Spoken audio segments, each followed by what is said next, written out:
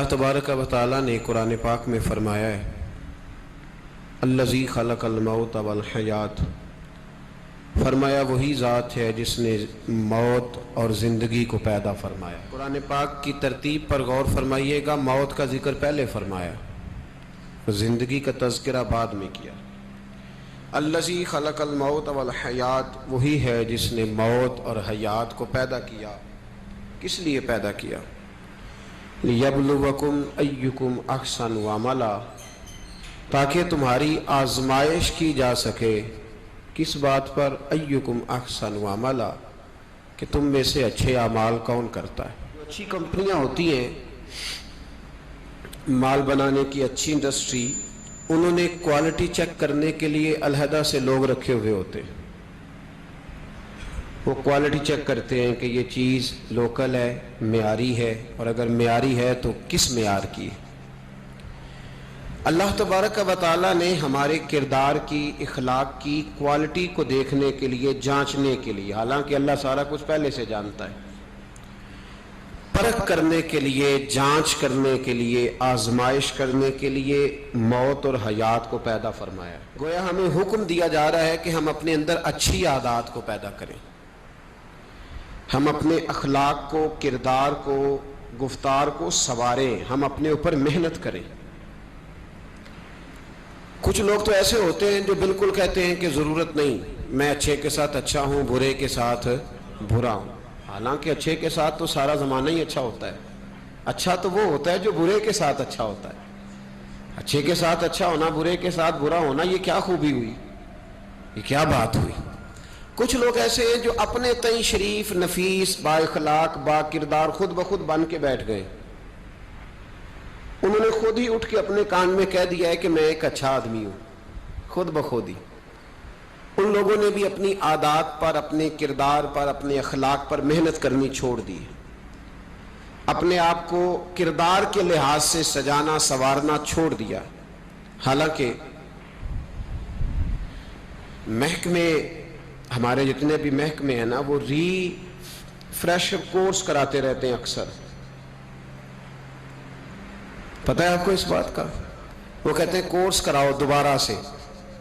वो उसूल जो पहले बताए जाते हैं, थोड़े दिनों के बाद दोबारा बुलाए। चंद दिन पहले मुझे मोटरवे वालों ने कहा कि आप हमारे पास आएं, हम चाहते हैं कि आप थोड़ा सा हमारे अफसरान को और कारकुनान को लेक्चर दें। पता उन्हें अपनी जिम्मेदारियों का है, लेकिन शायद आपके कहने से बात थोड़ी और ज़्यादा बढ़ जाए। तो मैं वहाँ चला गया हेड क्वार्टर में, कुछ देर मैंने वहाँ बात की उन लोगों से। तो बाद में मुझे वो अफसरान कहने लगे कि ये तो आपने हमें रिफ्रेश कर दिया है, तो हम चाहते हैं कि इस तरह की बातें होती रहें। बातें पहले भी सारी पता होती हैं। मैं अब समझता हूँ कि आप जितने लोग यहाँ बैठे हैं, अल्हम्दुलिल्लाह सब जानते हैं कि सच बोलना चाहिए, सब जानते हैं कि रिज़्क़े हलाल खाना चाहिए। ये दोबारा से तकरीर करने का, दोबारा से बात करने का मकसद क्या होता है कि बात ज़रा ताज़ी हो जाती है। और यूं समझ लें कि एक चीज़ अंदर पड़ी होती है, तो वो कई दफ़ा कोई छेड़ने वाला उसे छेड़ के ताज़ा कर देता है। तो वो ताज़ा होने से बाद फिर दोबारा इंसान में तड़प पैदा होती है अमल करने। हम लोगों ने ना अपने कान में खुद ही मशवरा दे लिया है कि यार मैं तो एक शरीफ आदमी हूँ, 5 नमाजें में ध्यान से पढ़ता हूँ, रोज़े मैंने सारे रखे हैं, गरीब का मैं ख्याल करता हूँ, अम्मा मेरी मुझसे राज़ी है, दोस्तों को खुश रखना, मैं हमारे कान में खुद हमारे नफ्स ने मशवरा दे दिया है। हालांकि ऐसा नहीं है। हमें तो ज़रूरत है नए सिरे से ताज़ा होने की। हमें तो देखना चाहिए, परखना चाहिए कि जिस तरह मैं बना हुआ हूं ना शरीफ, हो सकता है सामने वाला भी कहता हो चलो जिस हाल में आता है उसी हाल में ठीक है। हमें अपने ऊपर मेहनत जारी रखनी चाहिए, अपने किरदार को, अखलाक को, अतवार को। हजरत उस्मान हैरी बहुत दरवेश, कामिल सूफिया में शुमार होता था। लोग उनकी मजलिस मुबारका में आके बैठते थे तो अपने दिलों को ताज़ा करते थे। कुछ अल्लाह के नेक बंदे ऐसे होते हैं कि जिनका एक जुमला बंदे को सारी ज़िंदगी के लिए रास्ते पे डाल देता है। बहुत बड़े दरवेश थे हज़रत उस्मान हैरी। इमाम गज़ाली रहमतुल्लाह अलैह ने लिखा, एक दफ़ा एक आदमी ने उनकी दावत पकाई। इमाम साहब दावत खाने चले गए, हज़रत उस्मान हैरी जब उस शख्स के घर पहुंचे, दरवाजे तक गए तो कहने लगा, हुजूर मैं तो आपको दावत दे के भूल गया था, وہ تو یاد بھی نہیں کہ روٹی پکوانی ہے. تو آپ مہربانی فرمائیں آج چلے جائیں, میں دوبارہ دعوت دوں گا. میرا خیال ہے کہ جو آدمی میری طرح سمجھتا ہے نا میں سب سے چھوٹا ہوں, اس کے ساتھ بھی اگر کوئی یہ سلوک کرے تو میرا خیال ہے کہ شاید گولیاں ہی چل جائیں, بندوقیں نکل آئیں کہ تو کتنا بدتمیز ہے. گھر میں بلا کے دروازے پہ کھڑا کر کے کہہ رہا ہے مجھے تو یاد ہی نہیں آپ کی دعوت کی تھی, چلے تشریف لے جائیں آپ. تو امام صاحب رحمۃ اللہ علیہ فرمانے لگے کوئی بات نہیں بھائی, بیٹے بندہ بھول بھی جاتا ہی ہے, کوئی حرج نہیں, میں پھر آ جاؤں گا. بڑے لوگوں کے حوصلے بھی بڑے ہی ہوتے ہیں, اور یاد رکھنا اگر بڑا بننا چاہتے ہو تو حوصلہ بڑا ہی کرنا پڑے گا, ورنہ چھوٹے رہ جاؤ. امام صاحب تشریف لے گئے. اب وہ شخص پھر دوڑا گیا, کہنے لگا حضور ٹھہرے ذرا واپس آئیں.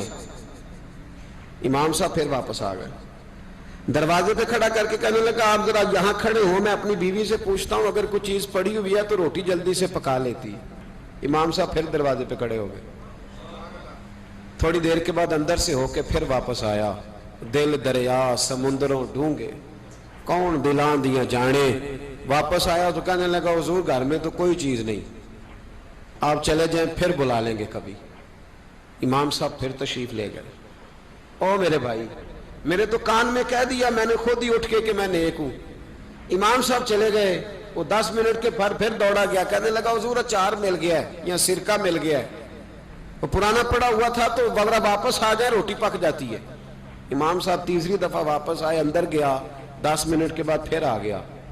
کہنے لگا حضور وہ تو خراب ہے سارا, وہ تو خراب ہے, آپ پھر کبھی آئیے گا, پھر کبھی آئیے گا. اللہ اکبر. میں نے کہا بڑا بننا ہے تو حوصلہ بھی تیرا. امام صاحب پھر تشریف لے گئے. جب گئے تو دوڑا گیا, جا کہنے لگا حضور میں نے بڑے لوگ دیکھے ہیں پر آپ کا حوصلہ, آپ کی بات, اللہ اکبر, اتنا بڑا ظرف. اب چاہیے تھا نا امام صاحب ویس کوٹ سیدھی کرتے کہ بھائی بالکل یہ تو کسی میں ہے ہی نہیں جو مجھ میں ہے. وہ دستار تھوڑی اور اونچی کر کے کہتے نہیں صاحب لوگ تو ایسے ہی, میں تو بڑا با حوصلہ ہوں. امام صاحب کیا فرمانے لگے, کہنے لگے کیا کہا تم نے, کہ حضور آپ میں بڑا حوصلہ ہے, اتنی اچھی عادت. ان لوگوں نے اپنی ترقی روکی نہیں تھی, وہ سمجھتے تھے کہ ابھی ہمیں ضرورت ہے تربیت کی. تو امام صاحب فرمانے لگے یہ تو حوصلہ میرے شہر کے کتوں میں بھی پایا جاتا ہے, جب کہ انہیں بلاتا ہے تو آ جاتے ہیں, دھتکار دیتا ہے تو چلے جاتے ہیں. یہ کوئی حوصلہ ہے؟ یہ تو کتوں میں پایا جاتا ہے. یہ کوئی میرا کمال نہیں, مجھے نا بس میرے لیے دعا کر, رب میرے اندر کوئی حوصلہ پیدا کر دے. تو میری تعریف نہ کر, دعا کر اللہ کچھ کر دے. یہاں تو لوگوں نے 7 بندہ کھڑا کیا ہوا ہے تعریفیں کرنے والا. تعریف کرو صبح سے شام تک. جس نے جس کے ساتھ رشتہ رکھنا ہے اس کا طریقہ ہے کہ اس کی تعریف کرے, کہے تو بڑا اچھا ہے, تب رشتہ قائم رہتا ہے. وہ لوگ اپنی عادات پر محنت کرتے تھے, جد و جہد کرتے تھے, کوشش کرتے تھے اور سنور جاؤں اور سنور جاؤں. ہم تو روز داستان سناتے ہیں کہ اس دنیا میں ایک ہی بندہ اچھا ہے جس کا نام میں ہوں. میں اچھا, اور پھر دوبارہ ڈھونڈو گے تو میں ہی اچھا ملوں گا. خدا مجھے ایسی خدائی نہ دے کہ اپنے سوا کچھ دکھائی نہ دے. اپنی عادات پر محنت کرے. اللہ فرماتے ہیں کہ تمہیں موت اور زندگی کے بیچ اس کو گورکھ دھندا نہ سمجھو. ایک شخص پیدا ہوا, ماں نے 9 مہینے جد و جہد کر کے اس کی پرورش کی, پیٹ میں رکھا, پھر اس کو پالا, پھر کس مشکل سے وہ پروان چڑھا, پھر کس مشکل سے اس نے تعلیم حاصل کی, کوئی ہنر سیکھا, پھر پریکٹیکل لائف میں آیا, جد و جہد کر کے وہ آگے بڑھا, اس کے بچے ہوئے, کتنی جان جوکھوں میں ڈالی, پھر وہ فوت ہو گیا. فرمایا یہ کوئی گورکھ دھندا نہیں. الذی خلق الموت والحیات لیبلوکم ایکم احسن عملا. یہ موت اور حیات اس لیے بنائی تھی تاکہ پتہ چلے کہ تم میں سے اچھے عمل کون کرتا ہے, کون اپنی عادات کو سوار کے آتا ہے, اخلاق کو سوار کے آتا ہے. عادات کو سوارے. میں نے بڑی دفعہ کہا ہے, ہم لوگ سمجھتے ہیں صرف میٹھا بولنے کا نام اخلاق ہے. میٹھا بولنا اخلاق کا ایک جز ہے. یہ پورا اخلاق, جہاز کا عملہ جو آپ سے میٹھا بولتا ہے تو اس کا مطلب یہ تھوڑی ہے کہ وہ با اخلاق ہے. ان کی ٹریننگ ہے, ان کی تربیت ہے کہ تم نے آنے والے سے کبھی بھی تلخ بات نہیں کرنی. آپ نے 12,000 روپیہ دیا ہے جہاز کی ٹکٹ کا, ڈومیسٹک فلائٹ پہ بیٹھے, اور جو آپ کے سامنے شخص آپ کو ڈیل کر رہا ہے اس کی 1.5 لاکھ روپیہ تنخواہ ہے، لیکن اس کے باوجود وہ میٹھا بول رہا ہے، تو آپ اس کو با اخلاق نہیں کہیں گے، اس لیے کہ یہ اس کی، ہاں اگر وہ دل سے آپ کے ساتھ اچھا رویہ کر رہا ہے تو پھر وہ بہت اچھا ہے، پھر وہ با اخلاق ہے۔ لیکن میرے بھائی بہت سارے لوگ تو میٹھا بولتے ہیں، ان کی ٹریننگ ہوتی۔ اخلاق حسنہ کیا ہے؟ اخلاق حسنہ کی پہلی سیڑھی یہ ہے کہ تیرا اپنے رب پہ بھروسہ کتنا زیادہ ہے۔ اگر تو توکل والا نہیں تو تو اخلاق والا نہیں ہو سکتا۔ توکل علی اللہ پہلی سیڑھی ہے اخلاق حسنہ کی۔ میرے نبی پاک علیہ الصلوۃ والسلام نے فرمایا اگر تم اپنے رب پہ بھروسہ کرو گے تو اللہ تمہارے ساتھ وہی سلوک کرے گا جو پرندوں کے ساتھ کرتا ہے۔ تو صحابہ عرض کرنے لگے حضور پرندوں والا سلوک کرے گا؟ تو نبی پاک علیہ السلام فرمانے لگے پرندے سویرے بھوکے نکلتے، انہیں نہیں پتا ہماری فیکٹری کون سی ہے، کہاں جا کے مزدوری کرنی، ان کو نہیں پتا کس کھیت میں ہل چلانا ہے، ان کو نہیں خبر کہ کس دفتر میں جا کر کے بیٹھنا ہے، وہ سویرے بھوکے نکلتے ہیں اللہ پہ بھروسہ کر کے، لیکن نکلتے ضرور ہیں، جدوجہد ضرور کرتے ہیں۔ جب شام کو واپس آتے ہیں تو اللہ انہیں پیٹ بھر کے روٹی عطا فرماتا ہے۔ تم بھی بھروسہ اپنے اللہ پہ کرو، اپنے مالک اور خالق پر بھروسہ کرو۔ سارا بھروسہ ہی دنیا داروں پہ ہے، سارا بھروسہ ہمارے حکمرانوں کو معاذ اللہ تعالیٰ ثم معاذ اللہ سارا بھروسہ ہی یہودیوں پہ ہے، عیسائیوں پہ ہے۔ ہمارا بھی سارا بھروسہ ایم این اے پہ، ایم پی اے پہ، چیئرمین کا انتظار کر رہے ہیں آئے گا تو گلی بنائے گا۔ تو نے 1.5 کروڑ روپیہ اپنے مکان پہ لگایا ہے، اگر 1 لاکھ تو گلی پہ لگا دے گا تو کیا حرج ہے اس میں، باقی لوگ بھی گزر جائیں گے۔ سارا بھروسہ دنیا داروں پہ۔ حضرت بایزید بسطامی رحمت اللہ تعالیٰ علیہ فرماتے ہیں کہ رمضان کا مہینہ تھا تو میرے بستان میں نا سارے میرے ہاتھ چومنے والے تھے۔ ہاتھ چومنے والے بڑے اچھے ہوتے ہیں، لیکن کبھی کبھی دل کرتا ہے کہ بندہ تنہائی میں بیٹھے اکیلا، کوئی نہ ہو، ایک بندہ ہو ایک اس کا رب ہو۔ کبھی کبھی دل، بابا بلے شاہ صاحب نے بھی کہا اٹھ بلیا چل اوتھے بسیے جتھے بس دینی سارے انے، اوتھے بسیے جتھے بس دینی 2-3 نہیں سارے انے، اٹھ بلیا چل اوتھے بسیے جتھے بس دینی سارے انے، نہ کوئی ساڈی ذات پچھانے نہ کوئی سانو منے۔ تو حضرت بایزید فرماتے میرا بھی دل کرتا تھا آج وہاں جاؤں جہاں کوئی جاننے والا نہ ہو، اور وہاں جا کے نہ، میں رمضان کا مہینہ تھا تو دل کیا کہ وہاں جا کے روزے گزاروں جہاں ہاتھ چومنے والے نہ ہو، میں ذرا کھل کے عبادت کر لوں۔ فرماتے ہیں میں دور بستام سے نکلا، ایک مسجد میں جا کے اعتکاف بیٹھا، پورے مہینے کا اعتکاف۔ پہلے دن مسجد میں گیا تو نمازی پوچھنے لگے بابا جی روٹی کہاں سے کھاؤ گے؟ میں نے کہا کہ میرا اللہ دے گا۔ یہ نہیں کہتے کہ بابا جی فکر نہ کرنا روٹی آ جائے گی، کہا روٹی کہاں سے کھاؤ گے؟ کہا اللہ دے گا۔ کہنے لگے اللہ تو دے گا پر کس طرح؟ تو آپ فرمانے لگے آپ مسلمان ہیں، آپ کو سمجھنا چاہیے کہ اللہ وسیلے کو پسند ضرور فرماتا ہے پر اللہ وسیلے کا محتاج نہیں، وہ اگر چاہتا ہے تو پھر بے حساب ہی عطا فرماتا ہے، تو وہ دے دے گا، دے گا انشاءاللہ۔ کہنے لگے جی دے گا تو صحیح پر کس طرح؟ آپ فرماتے میں نے سمجھایا، 2 نمازیوں کو زور کے وقت سمجھایا تو 2 پھر عصر میں پوچھنے لگ گئے کہ بابا جی ادھر ہی رہنا ہے پورا مہینہ؟ کہا ادھر ہی رہنا ہے۔ تو روٹی؟ میں نے کہا اللہ دے گا۔ کہتے انہوں نے بھی پوچھا کیسے، ان کو بھی میں نے سمجھایا۔ پھر وقت ہو گیا مغرب کا تو 2-3 نمازی پھر پوچھنے لگ گئے، حاجی ہیں، نمازی ہیں، صوفی درویش قاری ہیں، پر یہ بتا کہ تیرے من کا تعلق بھی جڑا ہوا کہ نہیں؟ تیرے اندر سی آواز بھی توکل علی اللہ کی آتی ہے کہ نہیں؟ یہ بھی تو غور کرنا۔ حضرت بایزید کہتے ہیں میں تنگ آ گیا، میں نے معلوم کیا کہ یہ 7 گھر کس کا ہے؟ بتایا گیا یہودیوں کا ہے۔ میں نے کسی ذریعے سے ان سے رابطہ کیا یا میں خود چلا گیا، میں نے ان سے رابطہ کر کے کہا کہ تمہارے گھر میں کوئی کام کاج کرنے والی عورتیں تو ہوں گی؟ کہا ہیں۔ فرمایا مجھ سے پیسے لے لو، بس 2 روٹیاں سویرے مل جائیں سحری میں، 2 شام کو مل جائیں، تو میں سرکے سے کھاؤں یا کسی چیز سے تناول کروں، 2 روٹیاں مجھے صبح و شام پیسے لے لو۔ فرماتے ہیں وہ مان گئے۔ اب میرا دل کرتا تھا کوئی نمازی مجھ سے سوال کرے تو میں ذرا اعلان کر دوں کہ میرا بندوبست ہو گیا ہے، میں ذرا اعلان کر دوں کہ میرا بندوبست، خرد نے کہہ بھی دیا لا الہ الا اللہ تو کیا حاصل، دل و نگاہ اگر مسلمان نہیں تو کچھ بھی نہیں۔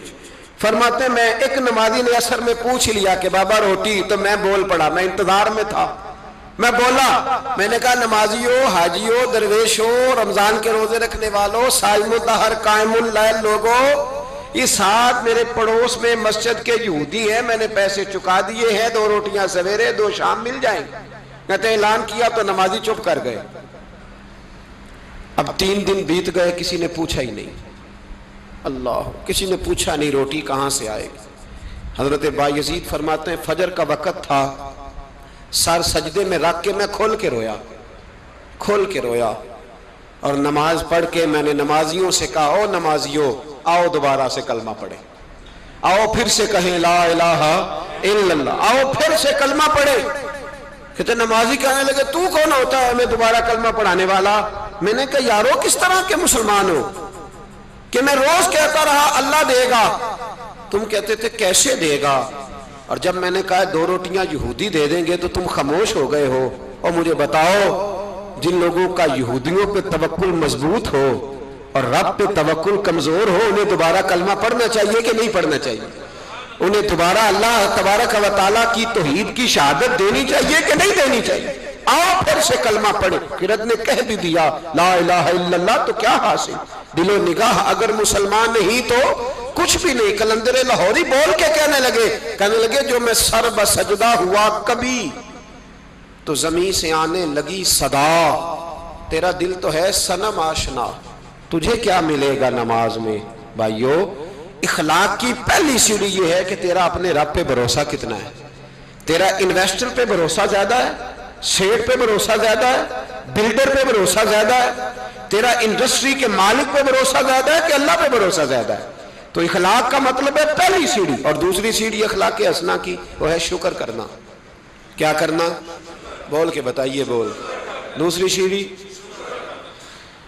ہمارے یہاں نا دکھوں پہ فوکس ہے کہ جسے پوچھیں کیا حال ہے تو اس کے وجود میں 360 ہڈیاں ڈاکٹر بتاتے ہیں۔